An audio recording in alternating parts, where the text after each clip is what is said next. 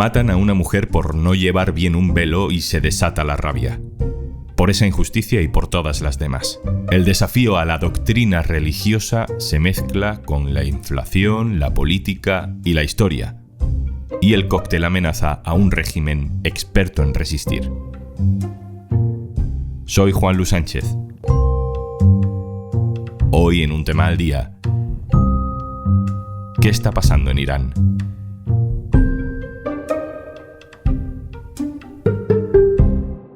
Una cosa antes de empezar. Hola, soy Juanjo de Podimo. Me asomo por aquí para recordarte que por ser oyente de Un Tema al Día, tienes 60 días gratis de Podimo para escuchar miles de podcasts y audiolibros. Entra en podimo.es/al día.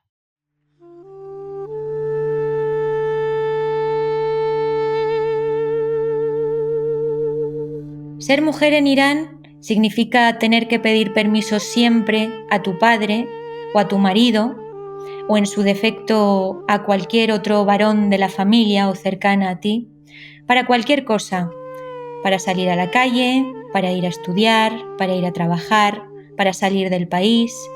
Hay muchas prohibiciones que las mujeres iraníes tenemos que soportar desde muy pequeñas. Tenemos que usar el velo obligatorio desde los 6-7 años, desde que entramos en el colegio, si no nos prohíben el paso, la entrada al cole. No podemos ser cantantes, no podemos ser bailarinas, no podemos ir a un estadio de fútbol para ver a nuestro equipo favorito jugar un partido. No podemos montar en motocicleta o en bici sin que nos llamen la atención por las calles de Teherán, no podemos ser juezas. Y muchas cosas más, es una lista tan larga, pero ser mujer en Irán es muy difícil. Literalmente se podría decir que si eres mujer en Irán, vales la mitad que un hombre. Y si tus padres mueren, tú vas a heredar la mitad de lo que heredaría tu hermano varón. Si tienes un accidente, lo que te pagaría el gobierno o el seguro siempre sería la mitad que le pagarían a un hombre. Las mujeres en Irán no tenemos permiso al divorcio y después del divorcio, si es que lo conseguimos, tampoco tenemos derecho a la custodia de nuestros hijos. Soy Mariam Esmailpour, tengo 36 años, nací en Teherán, pero me he criado en España, por lo tanto soy una ciudadana irano-española o hispano-iraní. Soy profesora de español y trabajo en la Universidad Autónoma de Madrid. El 16 de septiembre, la policía de la moral de Irán detuvo a Mahsa Amini, de 22 años, en Teherán. Su delito: llevar el velo mal puesto. De comisaría salió con el rostro desfigurado y malherida. Murió a las pocas horas en un hospital. Desde entonces se ha desatado una serie de protestas en todo el país. Mujeres que toman la calle de pueblos y ciudades y queman sus velos en hogueras improvisadas.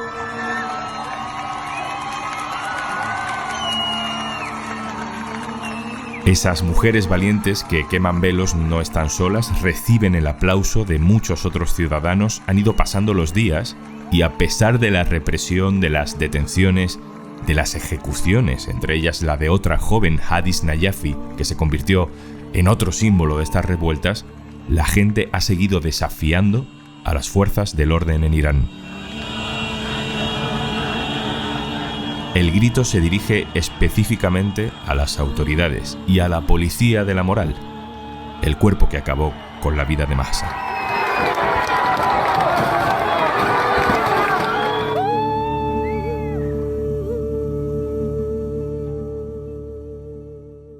Leila Nachawati, hola. Hola. Leila Nachawati es profesora de la Universidad Carlos III de Madrid, especialista en Oriente Próximo, colaboradora del diario.es. Mahsa, esa primera mujer asesinada, era kurda. Eso hizo que la comunidad kurda reaccionara inmediatamente en Irán, pero luego las protestas se han hecho mucho más generalizadas. ¿Quiénes se están manifestando, Leila?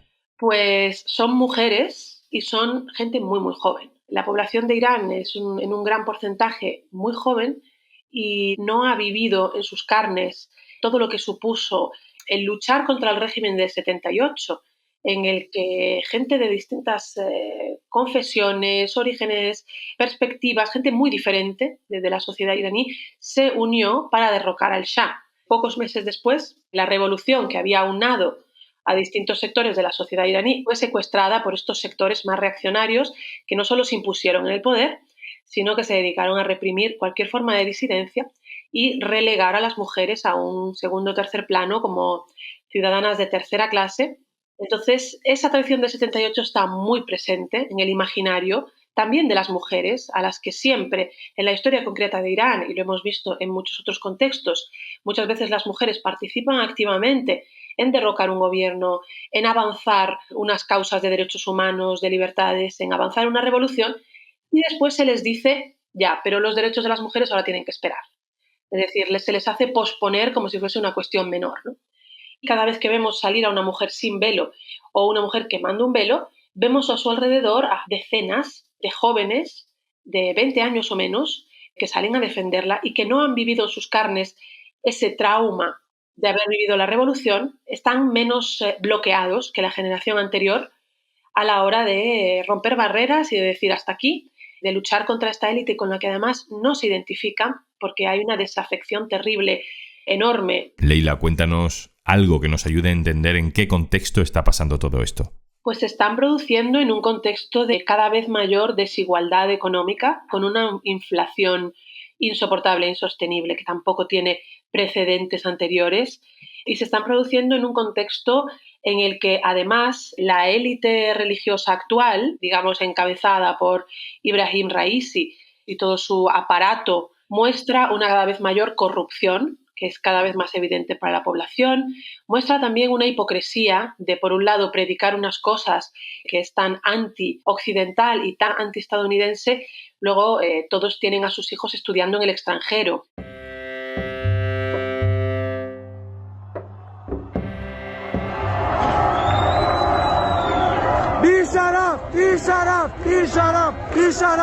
Estamos escuchando una protesta de la semana pasada en la Facultad de Medicina de Shiraz, una ciudad al suroeste del país. Los jóvenes estudiantes responden a la represión de la policía gritando "sinvergüenzas", que es un eslogan que ya se utilizó en las protestas de 2019.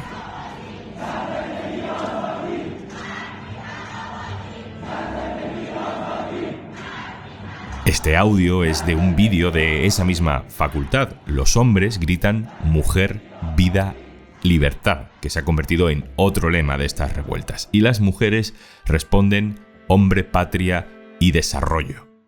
Leila, las mujeres empiezan estas protestas a raíz de la muerte de la que ya hemos hablado, a manos de la policía de la moral, pero como suele suceder en estos casos, una cosa es lo que provoca la protesta y otra las causas profundas que hay detrás y que de pronto salen todas en tromba. Claro, es interesante esto, porque está muy entrelazado y es muy difícil de separar. Por un lado, porque la violencia que sufre la mujer es tan palpable, es tan tangible, que de alguna manera es una humillación para todo el que lo está observando. Hay imágenes de un señor bajándose de una motocicleta y dándole una bofetada a una chica porque no lleva bien colocado el velo. Entonces, claro, eso provoca una reacción visceral en cualquiera que tenga un mínimo de reacción a una humillación tan flagrante en un espacio público contra una persona, que es una invasión de su cuerpo, una invasión de su integridad, una invasión de su dignidad. Pero claro, esa invasión de la dignidad, de la integridad, atraviesa todas las capas de la sociedad iraní. Entonces los jóvenes no es solamente que empaticen con la humillación que se está sometiendo a estas mujeres, pero también es una humillación que ellos también sufren y una imposición que ellos también sufren, porque el velo es la punta del iceberg de muchísimas imposiciones que atraviesan todas las capas y de las que la población y la población más joven está harta en general. Es cierto que ha habido otros catalizadores en otros momentos, pero unido al contexto económico, social, de inflación, de situación económica extrema, es un contexto bastante particular. Y luego el hecho de que incluso desde sectores más conservadores o incluso desde sectores cercanos al gobierno, estamos viendo a personas del círculo de la Guardia Revolucionaria criticar abiertamente a las autoridades. Estamos viendo a mujeres, esposas de clérigos, esposas de ayatolás, criticar abiertamente estas actuaciones. Y creo que eso es muy diferencial con respecto a otros momentos.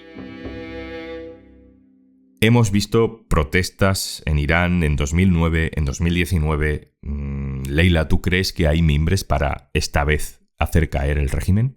Esta cuestión no creo que la sepa responder claramente nadie, porque aquí ya no estamos solo hablando del valor de la gente que ha tomado las calles y de su capacidad o de sus mimbres. Aquí estamos hablando de que entran en juego también. Esto es algo que vamos a ir viendo en los próximos días, semanas, meses, cómo van a ir moviendo sus fichas también otros actores. Los actores más obvios en la región es la tensión entre el régimen iraní y todo lo que representa de una especie de liderazgo de la comunidad chiita en la región. Y por otro lado, pues el régimen de Arabia Saudí con ese liderazgo sunita. Entonces, esto que estamos viviendo ahora es una movilización que trasciende las cuestiones religiosas, identitarias, sectarias, pero en cuanto el régimen iraní y el saudí intervienen, lo que hacen es intentar teñir de sectarismo algo que es luchas por la justicia social. Claro, vemos que las manifestaciones las están liderando mujeres musulmanas y no musulmanas, pero digamos que lo que vehicula es el rechazo a la doctrina religiosa, a la imposición del hijab obligatorio. Entonces hay personas, incluidas mujeres con las que he hablado, que han expresado la preocupación de que esto se pueda enmarcar como una lucha contra el Islam o contra los musulmanes y no contra la élite religiosa que oprime a la población. Y ahí se mueve muy bien esta élite religiosa porque eso es lo que buscan. Buscan crear un nosotros frente a ellos en clave religiosa. Leila Nachaguati, muchísimas gracias. Un abrazo, compañera. Pues muchísimas gracias a ti.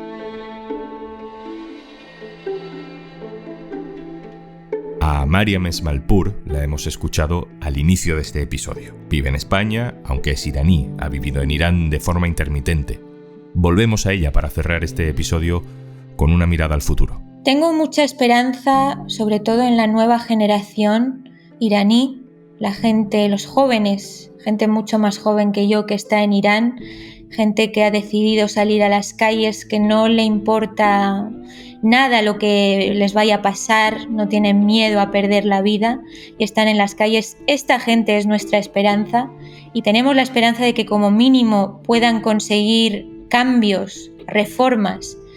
Y el trasfondo de todo esto, al final sabemos que es que todo esto acabe y que haya un Irán libre, con nuevas leyes, con un nuevo gobierno acorde con el pueblo iraní.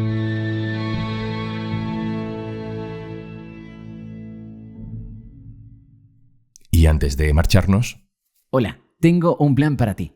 Entras en podimo.es/aldia. ¿Te descargas Podimo? Disfrutas de todos los podcasts y audiolibros que quieras y no pagas nada hasta dentro de 60 días.